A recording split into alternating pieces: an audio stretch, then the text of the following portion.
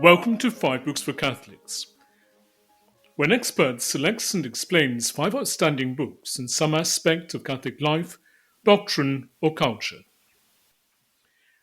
Latin occupies a preeminent place in Western culture. Not only do the Romance languages descend from it, but it was the language in which many of the foundational texts of Western law, philosophy, theology, literature, and science were written. Moreover, it is especially important for Catholics of the Latin Church. It is the language of the Roman Rite. However, it is no longer a core subject in the curriculum of most schools. Fortunately, there are many courses available to learn Latin. There are also resources for studying it by oneself. In this interview, Charles G. Kim recommends some books that are especially suited for Catholics interested in learning Latin. Charles G. Kim is Assistant Professor of Theology and Classical Languages at St. Louis University. He is the author of The Way of Humility, St. Augustine's Theology of Preaching, and Ecclesiastical Latin, a primer on the language of the Church, both from Catholic University of America Press. The books discussed in this episode are, first, Biblia Sacra Vulgata, or the Vulgate, the Latin translation of the Bible. Second, De Imitatione Christi, The Imitation of Christ by Thomas à Kempis. Third, Collationes in Orationem Dominicam, Sermon Conferences in Our Father by St. Thomas Aquinas. Fourth, Sermones de Tempore, Sermons for the Liturgical Year, published in Volume 38 of the Patrologia Latina, otherwise known as Migne. These are homilies by St. Augustine. And fifth, Epitome Historiae Sacrae by Father Charles-François Lomond. Links to these books are available in the show notes of this episode. And if you have a moment, please support this podcast by leaving a top rating on the platform of your choice. Professor Charles G. Kim, welcome. Thank you. Until recently, the study of Latin was an integral part of a Christian education. One reason was that it was the language of the Roman Rite, the magisterium, and ecclesiastical studies such as philosophy, theology, and canon law. Now, we not only celebrate the liturgy and the vernacular, but also have good translations of the main documents of the Catholic tradition. Studying Latin will always be necessary for certain specializations, but it no longer seems to be a necessary component of a general Christian education. Do you agree? Well, I do agree that that many people don't study it anymore, but I think that actually people can benefit greatly from continue to study this language. Part of the reason for the podcast is a book that I have coming out about how to learn Latin. But I can say that so I'm in St. Louis, Missouri. And I teach at a Catholic seminary as well as a Catholic university. And my students who study Latin, it's one of the things that brings me so much delight is to see when the light bulb turns on and they see the beauty of the original.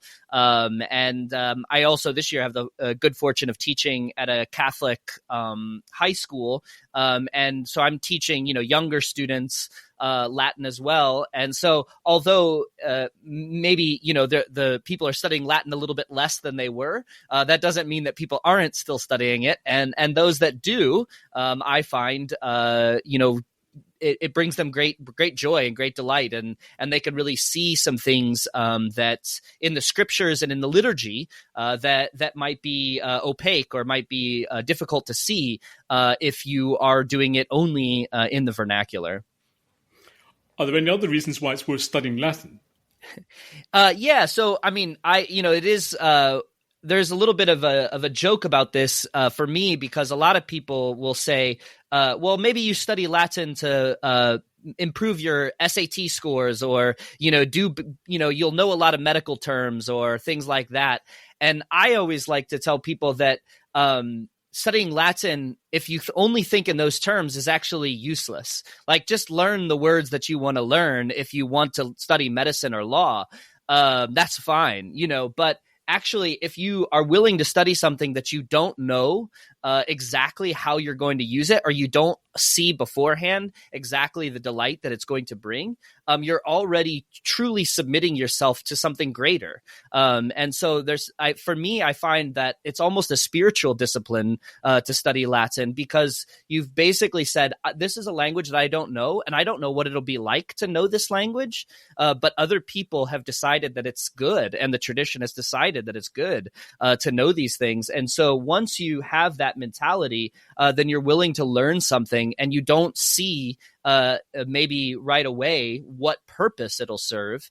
But then once you do that, and then you start to see that delight, it's even greater, because you stumble upon things that would be that you couldn't have foreseen. And I think that is the real beauty. And I think, of course, that Latin in and of itself is a beautiful language.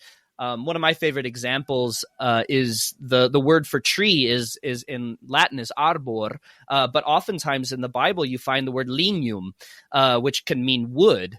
And that same word comes up in Genesis, comes up in Deuteronomy, comes up in the Psalms, and then it also comes up for where Jesus dies. He dies on the wood. And so there's a connection in this one word, lignum, that in English is translated variously as wood, tree, different things like that. And so you might not see, but the church fathers would have seen that actually we have this one through line, that Christ dies on the tree. It actually has a connection through Psalm 1 and Genesis 2 and 3. And, it basically just goes all the way through. And then Christ dies on that tree, or cursed is the one who hangs on the tree is what Deuteronomy says. But you can actually make connections throughout the scriptures. And that's the kind of thing that, it's not just to be good at, having a good English vocabulary or something. Sometimes people will say that. But I think, of course, there's a much greater appreciation for the unity of the scriptures and how they speak of Christ ultimately. When I was applying for university and about to study classics, about 30 years ago, I was told that the classics students were being hired by computer firms or software firms. Does Latin form any valuable soft skills? Yeah. So, I think that's interesting. I have not heard that one as much, but yeah, I think there is a kind of discipline to it, right? It's, they're hard languages. There are, is it ACTFL? I think there's ACTFL. There's a few different organizations that basically rank the difficulty of learning languages. And, Latin, or, if we're talking classics, Greek, and perhaps even Hebrew, will be much harder for an English speaker than, say, Spanish. And so, so I think in that respect, if you're disciplined enough to learn a language like Latin or Greek, it can also be sort of good preparation for something like learning a computer language in the case of computer programming. So I think there is a kind of discipline that comes with studying a language, and that's that's one reason that a lot of people have been required to study Latin in the Western tradition for millennia, is just the discipline that comes with that. But yeah, I'm usually one who likes to encourage students towards the delight that it can also bring. So yes, it can be hard, and all good things come to those who are willing to suffer for them. But hopefully along the way there can also be some joy in it. So it's not like the schoolboy who says Latin is a dead language. First it's killed the Romans, and now it's killing me. That's right. That's right. So what sparked your interest in Latin? Yeah. Well, actually, I think I had a choice in middle school at a college preparatory school, and I decided I wanted to do Latin because all my friends said it was too hard. And so I was just kind of, going against the grain, I guess. But I also read Augustine's Confessions, and when in high school, and when I realized that the Confessions was also written in Latin, I was reading a translation when I first read it. It really opened up my eyes to the kind of things that people wrote about in Latin, and I don't know, sometimes I like to say that learning Latin is as close as we can come to time traveling, because if you really learn and embody the language and really like have it in your mind, you can think differently than you would in just thinking, in English. Like, I mean, anybody knows this learning a language, that you think differently in different languages. I like to joke that when I speak French, sometimes I'm a little more sarcastic and dry or something. But be that as it may, it's you just do think differently because languages have a different way of engaging the world, and so. And that's true for Latin. So in a quote unquote dead language, you are actually, when you really live in the language, you get to feel what it's like to think a little bit like an ancient person. Although, of course, the beauty again of Latin is that it's not just the language of the Romans, but it's the language of the church. And and I joke that it's because it died, it's become an immortal language, and so it's resurrected to immortality. And so the same, you learn Latin today, and you can read documents from 3,000 or 4,000 years. And so it's not just for one period, but for many periods. But all that being said, it does open up a new window. And I think that is, part of what makes it beautiful. What are the special features of your textbook, Ecclesiastical Latin? Yeah.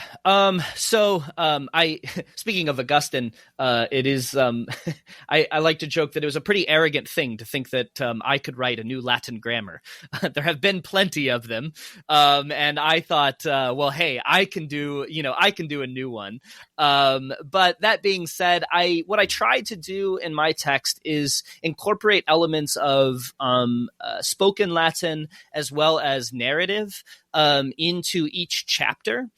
So we used to teach with this Teal book, Collins Latin, which is a bit of a standard for ecclesiastical Latin. And one of the things that my students always struggled with was moving from just one-off sentences to longer bodies of text. And so they weren't used to reading large chunks that actually work together. So my book will have, with every chapter, it will have about a half page to a page of continuous Latin that's all on one topic. And in that way, students begin very early on to see the way that the language connects between sentences. So Collins, usually has something like 20 or 30 sentences that don't have anything to do with each other. And I have some of those kind of sentences as well. But I also added a lot of continuous Latin. And I try to, so the book has a little bit of that old style. We could call it grammar translation. So Collins, Wheelock's, we might call those grammar translation style method. And then the other book that I learned with when I lived in Italy was called Familia Romana by Hans Orberg, and it's written entirely in Latin. And it can be somewhat daunting for the self-starter, for the autodidact, if you don't have anybody to work with you. And even for those, for some that's just, it's just imposing to even look at that. So my book is kind of halfway in between a kind of living language method like Orberg used, and the grammar translation method that, say, Collins or Wheelock's tend to use. So so I think it has a little bit of that. Plus, one thing I tried to do as well was to offer prayers and bits of the liturgy that can match each lesson. So as the student goes along, they not only can read some of the Vulgate, some of the Church Fathers, continuous Latin, but they also have little opportunities to memorize parts of the liturgy and learn the liturgy in Latin. For which group is your textbook tailored? Middle schoolers, high schoolers, or college students? Yeah, it's a great question. I did write it with kind of college students in mind. That's where I'm mostly teaching. I think though that I think a high schooler could use it for sure. In most of the students that I teach at this high school, I know that they would be capable with a good guide. I'm not sure I would just hand it to a 15 or 16-year-old and say, "Here you go." Maybe for the really clever ones. But yeah, I think it could be usable with an instructor at that level. But it was written as I was teaching the college seminary. Which resources would you recommend for parents or teachers who are interested in introducing their children to the study of Latin?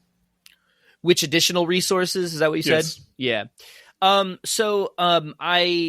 I also worked with, I've gotten to know a little bit Michael Bollaert, who wrote a Greek textbook for Catholic University Press, who's also my publisher.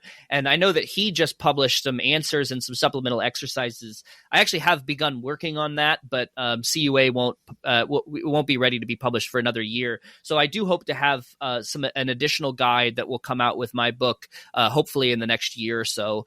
But in addition to that, there is the old standard Collins, but I sent out to you 5 other texts, and the texts that I sent to you, this is called 5 Books for Catholics, and those ones would be those might be more useful for the once you've kind of gone through my book, hopefully then you could read those, but they would be supplemental exercises. I mean, there are a lot of Latin books out there. I was trying to think, like I said, I've used Familia Romana, but I think that would be hard for someone who is new to the language. Trying to think of what else I could suggest. I mean, like I said, Collins, I don't think Collins is as user-friendly anymore, but Are there any textbook or program that's suited for younger students, middle schoolers, or? I think Memoria Press might make one. The old standard, the one that the high school I was teaching at, they used Henley Latin, and that was one that was developed by a Jesuit guy at Loyola Preparatory School, I think it was called. So Henley's Latin, and that one has a little bit of like an angle towards some ecclesiastical Latin and some sort of classical Latin, and there's a ton of exercises, and that one's pretty good. It's very thorough. You'd have plenty of exercises. So so Henley, I think there's 4 volumes, but Henley 1 would be the introductory text. That one's very thorough. I had someone tell me the other day they thought it was one of their favorite books to use. Does your textbook equip the student who works through it to read classical Latin authors such as Cicero, Virgil, Horace, Livy, and Tacitus? Yeah, it's a great question. So I like to say that the difference between so-called classical and ecclesiastical Latin is not as wide as people think. That being said, it is the vocabulary is geared more towards ecclesiastical Latin. So there's not as much, like, say, in the old way, Americans tended to, and this was the way my education was as well. After the first couple of years of doing a Latin grammar, you were taught to read Caesar's Gallic War. So you learned a lot of military vocabulary. I don't have as much military vocabulary in the book, so it might be hard to jump into Caesar's Gallic War in terms of you'd have to look up a lot of words. But as far as the structures are concerned, I teach all the standard structures that one would need to read Tacitus or Livy, but the question might just be sort of genre. What are the kinds of things that the person is talking about? And in that case, the legal language of, say, Cicero might, there's less legal language in my book. So that would be one thing I would caution people who, maybe are choosing a textbook. Just remember that depends on the domain that you're trying to read in, what vocabulary you want to be exposed to. And I'd say that's one of the primary differences of ecclesiastical and classical Latin. And there's some changing uses of words, But by and large, again, that's the beauty. If you learn the structures of Latin in whatever register, you can, with a little bit of work, learn the vocabulary for anything from Tacitus and Livy to all the way up through Aquinas and Erasmus. Learning a language can be difficult and boring, especially in the early stages.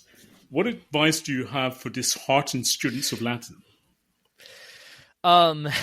It's a good point. I think my advice would be, use a book where you get to read a lot. So one of the things that I've done a little bit of study in is called second language acquisition theory, I compared my progress in French with my progress in Latin, and I progressed in French very quickly.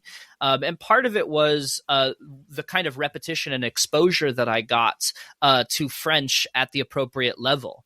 And one of the difficulties with learning a classical language is that people want to, say, spend a year studying a grammar and then maybe jump to City of God and Augustine, or jump to something in Cicero, the Catiline Orations is kind of a famous one, or something like this. And, if you try to read Cicero after a year of grammar, you can compare that in English to, say, spending a year in English grammar and then trying to read Shakespeare. It's a big jump.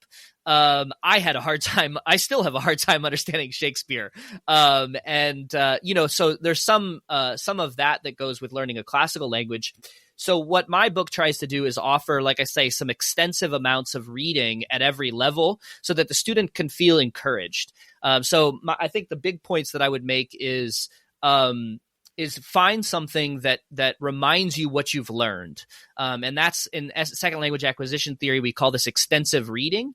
But reading extensively at your level gives you the confidence that you are learning something. And that's, a lot of my students feel like, well, I haven't really learned this. And I'm like, well, we haven't done enough extensive lateral reading at your level. So to show you that what you have learned, or to give you enough repetitions where you're at. And so that's, part of my book. The book is also keyed towards Orberg's Familia Romana. So if you read a chapter in my book, you should be able to go to read Familia Romana and read a chapter in that book. But that kind of gives a pattern for extensive reading. The other thing that I would say is have proper expectations. If you're a semester into learning Latin and you say, oh, well, I can't read a book of the Bible yet. That's really hard to go from one semester of the language to reading the Vulgate, even though the Vulgate is easier Latin. Making sure you have the right expectations for what you're able to do. And when you learn French, it takes, I think I was 2 years into French before I read Le Petit Prince, one of the great, books that a lot of people learn while they're learning French. But it's an easier book, a children's book. Sorry, I'm a little loquacious. Sorry if I'm talking too much. But yeah, so I think, be encouraged and have the right expectations. So do something that'll give you the encouragement you need and have good expectations. You could also read Asterisk or Harry Potter, which are available in Latin. That's true. I think they're on the shelf behind me. On the other hand, you've selected Latin texts by Christian authors. On the other hand, with the possible exception of Augustine, you've picked ones whose vocabulary and grammar are not too challenging. Mm-hmm. Are these the criteria behind your shortlist? That's correct. So I was trying to find things that would be, sometimes people talk about real Latin. So I was trying to offer things that would be called real Latin, that would be authors, who are fluent in the language, and not composed by, me. So I have some sentences in my book that I composed. So I was trying to find things that were written by fluent speakers. And I was trying to pick things that would also be spiritually enriching.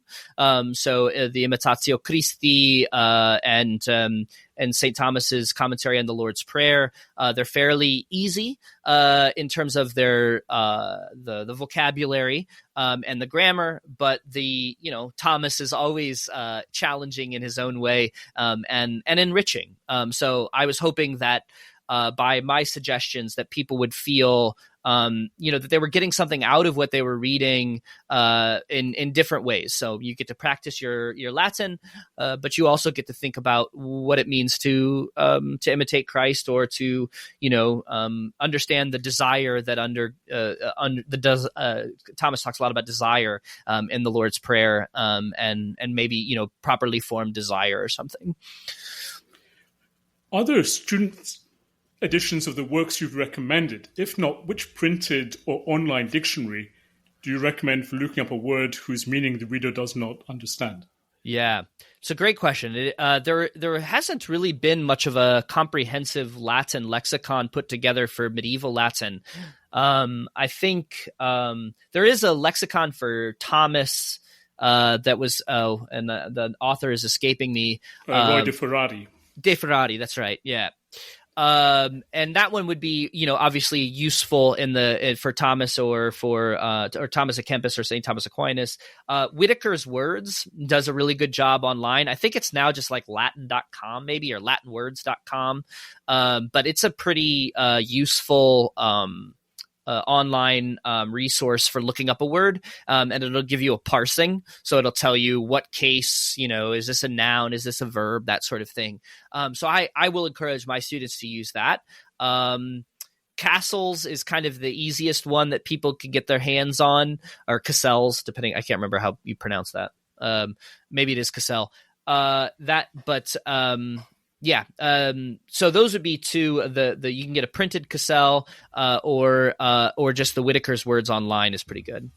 And then as far as the text editions of the works that I cited, I would say there's Augustinus.it. So that's like Augustine, but take off the E and put on the US. And then .it, I think it's an Italian who put together the website, but they have all of Augustine's works in Latin, and you can use that website. It does the Patrologia Latina, which was one of the earliest modern editions of all of the works written in Latin, and they have that on the Augustinus.it. So any works from Augustine you could look at there. I suggest the Sermones. The Sermones ad Populum are pretty easy to read as far as Augustine's works are concerned, and can be a bit of fun. And especially if you can. So the way that it's organized, there's a section. It's organized by the liturgical calendar, and as well by a little bit by books of the Bible. But there's a section that's specifically on the nativity homilies, and those are a lot of fun and pretty easy. So I highly recommend the Nativity homilies for Augustine, and those are available on that website. Is there a website in which the other four works are available? Yeah. Oh, good. So the LatinLibrary.com has a section that's called Christian Latin, and in that you can find Thomas à Kempis. You can find the other one I mentioned was I put on there was Francis Lemond, Epidemie Historiae Sacrae, and that's just a summary of the holy text. So you can read that on the LatinLibrary.com for free. There's also a really good version by Robert Carfagni that was edited by the Academia Vivarium Novum, which is actually where I studied in Rome. And they do we jokingly call it Orbergified, but it looks a little bit like Orberg does his book. And it has some exercises and stuff. So if you're looking for a print edition, Robert Carfagni's Epidemie Historiae Sacrae is really good. Like say, if you've just finished my grammar and you go use his, it will have some stuff to do alongside it that I think can be very helpful. Little word games and exercises at the end of each sort of age. I think he organizes them by age of the scriptures. But yeah, there's a free edition. So I tried to suggest things where there were free editions online, as well as you could buy hardback forms. Hardback forms of Augustine's sermons in Latin are very hard to come by, and very costly. But yeah. Thank you for listening. To read or listen to the rest of this interview and gain full access to our archive, visit 5booksforcatholics.com and become a premium subscriber. If you've enjoyed this episode, please subscribe to the podcast and give it a top rating on the platform of your choice. That way, more people can discover it. You can also support the podcast and help us produce more interviews like this one by making a one-off donation via the link given in the show notes. As little as $1, £1, or €1 can help and will be greatly appreciated. Thank you once again, and God bless.